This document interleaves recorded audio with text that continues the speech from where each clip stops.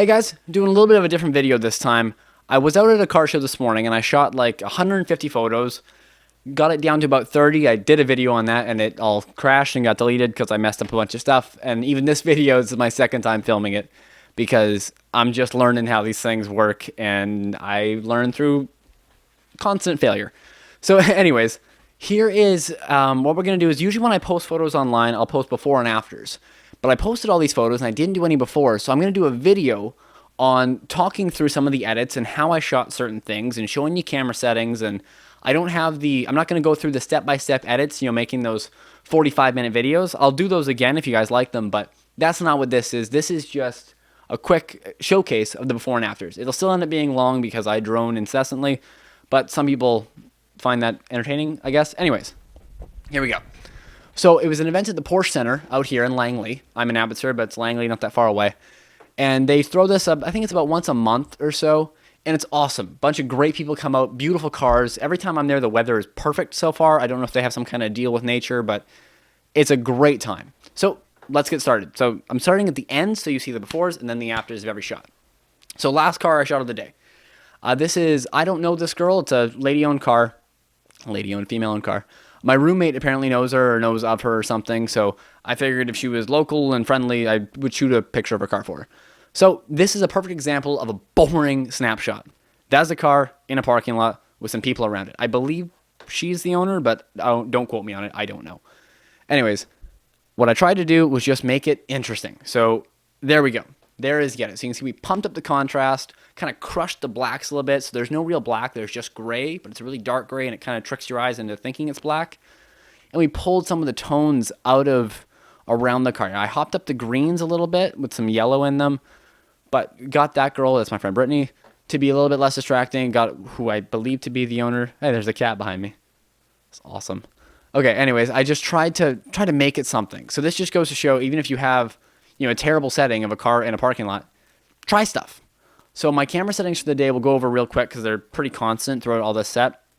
Is I'm at 800 ISO because I shoot with a Canon 5D Mark III, and I can, frankly, be at 800 ISO all day because it's a workhorse of a camera. So that said, I cranked that up because it's about as high as I notice I can get away with in a bright day in this kind of style shoot I was doing. Sorry. I'm down at f2.8 because the background is chaos and I don't want it to be sharp. So even then, you can see the front wheel starts to get blurry because I'm at such a wide open aperture, but there's enough focus on the car and these other cars are blurry, which is exactly what I want. I want to try to isolate the most I can. I'm shooting at 70 millimeters. I'm on my 24 to 70 2.8 lens. I try to be as zoomed in as I can on things unless I want the barrel to distort because I like the pinholing it gets, especially with cars. And then my shutter speed is where I'm controlling my brightness on this day. So I leave the ISO, I'm leaving the aperture for the most part. I'll highlight if I change it, but I don't think I did. I think I just kind of rode wide open today. And then the shutter speed, like I said, if I wanted to get this photo better, like just technically better, what I would have done is I would have dropped my ISO from 800 maybe to at least 200, if not 100, and dropped the shutter speed too. Because I wouldn't have gone, I don't like to go slower than about 100th of a second at 70. I know the rule without IS is that you can get away with 70th of a second at 70 millimeters, but I'm paranoid about sharpness and control. So what I would do sometimes in this situation is I would set my shutter speed at 100 and then use my ISO to figure out my brightness, but I just didn't today. I don't know if it wasn't, I don't think I was being lazy. It was just not the effect I wanted to go with today. I knew I could pull this off, so I did. Anyways, enough rambling. Before, after. Here's something I can't ignore ever, which is a Corvette. I absolutely love Corvettes. The C7 Z06 was gorgeous. And before and the after. So all we did here is we brushed out the mirror reflection. It was kind of bugging me. And we pumped up the contrast, gave it some mood and some tones in it. Another shot of that same Corvette. Now we're going to go back to the camera because there is a story behind this one. So this Corvette pulled in later on during the day. I was only there for maybe 2 hours, so it's not like I was there all day. But it came in and it parked right where you see it. And I freaked out because I love Corvettes, especially C7s and especially Z06s. But the sun was just beating down on it. It was super harsh, super bright, and super ugly in photos. Looked beautiful in person. The car was nice and clean and gorgeously new. But the photos were awful. It was that high noon killer sun. So I walked away. I shot it a little bit, and instead of sitting there for 20 minutes trying to find an angle I could work with, trying to find an exposure that was okay, spending an hour back here editing the photo. I just walked away because I knew the guy was going to be there for a while. I have no idea who he was. It could be a woman who owns it. I don't know. But you get the point. I knew the car was going to be there for a while. So I just left. I walked around. I hung out with friends. I shot more photos. I came back. And when I came back around the building, I kind of did a loop. It was shady. You know, the sun had kind of gone behind some clouds. And I snapped this. And this one is just killer. So now the black pops out. You can see there's a reflection of the sky, even though I'm using a polarizing filter. So before and after. So I just crunched it a little bit, got some clarity on there, kind of pulled the blacks up, got a bunch of detail in it. Nothing crazy, but you should have seen it in the sun. It was awful. I had a photo I shot in the sun, but in one of my videos I've tried to shoot of today, it got lost because I've messed up a lot today. Anyways. Lamborghini Murcielago, I believe it is. My favorite Lamborghini of all time. V12 powered car. Just the right amount of modern and old school in my opinion. Beautiful. Not going to ramble. But before, after. So the after in this one is a huge edit. There's just tons of clarity and tons of saturation. And the colors just punch you in the face because it's a Lamborghini. It's just so obnoxious but elegant and beautiful. Just like all these yellows and blues that are in the shot. I really like this shot. I like the car so much, I shot it twice. So this one, we're going back to the camera for a second. The rule I use when I'm shooting, whether I'm in like kind of portrait mode or landscape, you know, horizontal or vertical shots, is, oh, holy shit, I'm talking fast, is where are the lines in the image? So if there's more horizontal lines, I shoot horizontal. If there's more vertical lines, I shoot vertical. Now, that's just a general rule. If I'm shooting a headshot or a portrait, I'm in portrait no matter what the background is, usually. And it also depends on what you can fit in the frame. If you have to go horizontal to fit a whole scene in, you got to do it. You know, it's just how it goes. But with this one, there's some lines here that kind of trace back up to the road here. Oh, sorry. So you can see not only does the gate have these horizontal lines, but there's a ramp. It gives it a sense of movement. So there's a bit of a bumper in here. So the after, I cropped that out.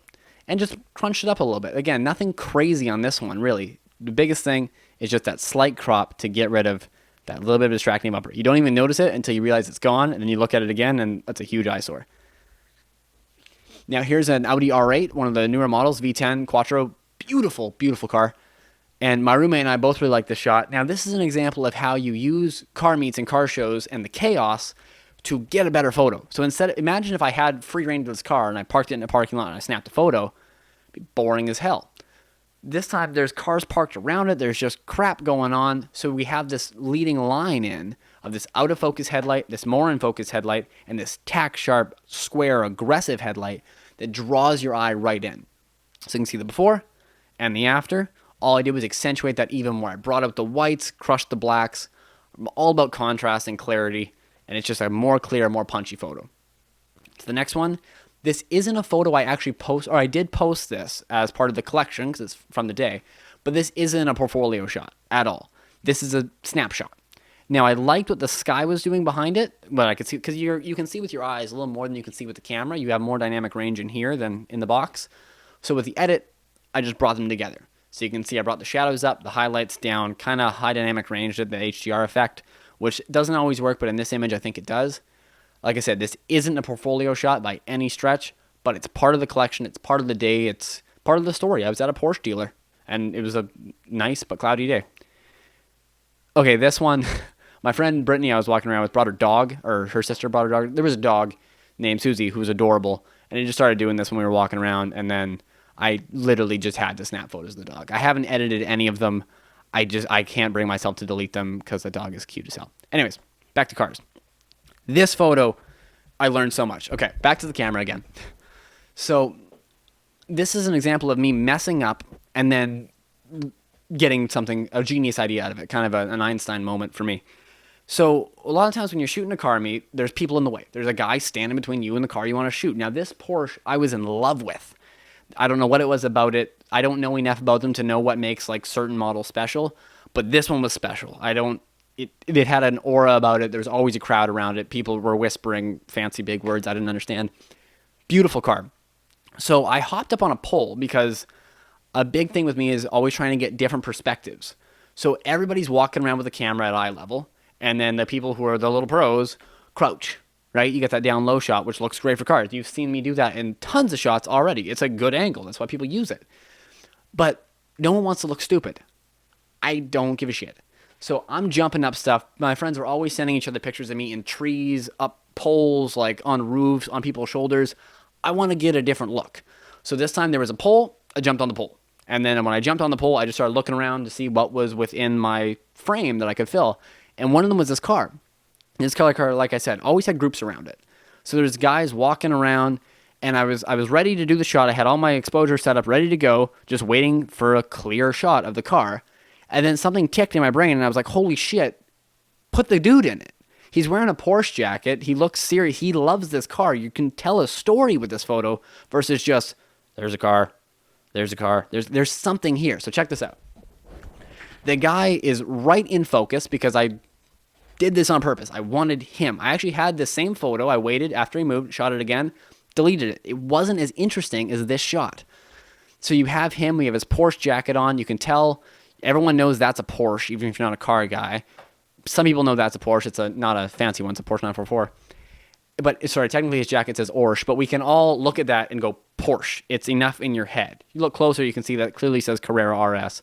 But so when I edited it, I didn't try to take anything out. I just boomified that, added more focus on him. He's the story. This tells it right there of how people admire these things. Instead of just taking the photo, show someone who I bet he wishes he had a camera in his hand right there to take that photo. He loved that angle. He stood there. And at first I was upset that he was standing there right in my shot. But now I wish I knew his name. I could thank him because it makes the image so much better.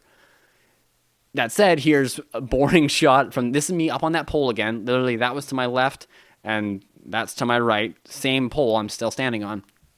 Sometimes it works. You know, this was the image I had in mind, just a high angle of the car.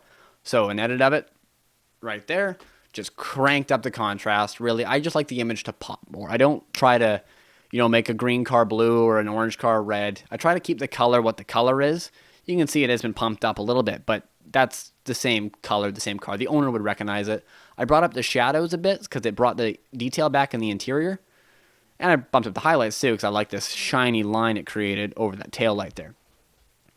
But anyway, so work with the obstructions. Work with whatever is in your way to get some, because everybody else would have just waited. And I did wait. And then I finally thought of it. Sorry, I get really excited about that photo. I love that photo. And I love the fact that I learned something. So here one. It's getting late, and I'm a few energy drinks in. So anyways, in this one, I was just walking over to meet up with my buddy who I had just sold a camera lens to. And this car had just parked, and I loved the look of it, so I shot this. And this is another example you can see. When I have the room to get far enough away, I always shoot at 70 millimeters on my 24-70. I like the look of that zoom. It actually does something. It crushes things together in a beautiful way. So if you have the room, run away, get the shot. Before, after. So this one is a bit of a more drastic edit. You can see I got rid of this manhole cover. I just stamped it out, or actually I used content-aware fill in Photoshop because Photoshop's smarter than I am. I'll let it do its thing. And then I did some bumping up on the road there, or the gravel, to try to give it some more aggression. And it tells a better story of that car. Having that manhole there is distracting. It looks like someone parked it there. There, it looks like there's a spotlight on it. It's important, and it is. I mean, those wheels are worth more than I think my house. It's awesome. Anyways, again, can't ignore Corvettes. I love Corvettes. This is actually my buddy's 442 in the background there. Terrence is a super cool dude. He parked there, and he came and hung out with us for a bit. But before and after. So you can see I got the detail in the sky. I paid attention when I was shooting this. If you look at the histogram, I tried not to cut off too much. I did cut off a bit. If I try to crank the exposure down, some of the whites there are just white. There's no information. But you can see the shadows, I almost, maybe I could have gone on stop dark correction this one, now that I really look at it.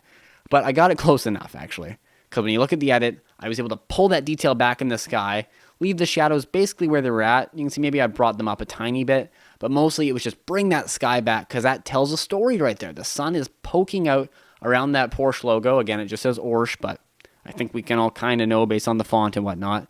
But really, this Corvette was the subject, and I got the road around it to really just warm up with it. It all fits together really nice. Side note, I have these wheels sitting on my deck right now, waiting to go on my car, and I'm just so excited. Anyways, another Corvette because, like I said, I have a problem. Before, and after. So we just brought that red, made that red punch. It's aggressive. It's a fucking Corvette. Sorry, I shouldn't swear. But like, it wants to come at you. Let it be aggressive. So the sky got brought down again to bring the clouds in, give it some context. Road got more aggressive, and the tires pointed right at you. The car's coming for you. This one, I'm going to do a separate video. I have a technique that I do with this one. So this is a handheld shot where you can see I rotated a polarizer a few different times to get different levels of reflection delete. So I'm going to try something with that. You can see they don't line up properly.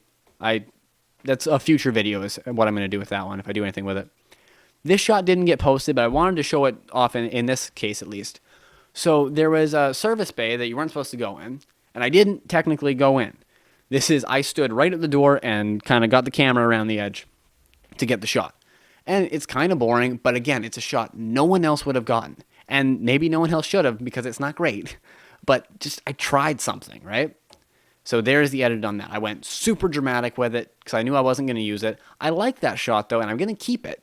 I don't know what I'll use it for. Maybe I'll Instagram it sometime down the road or something.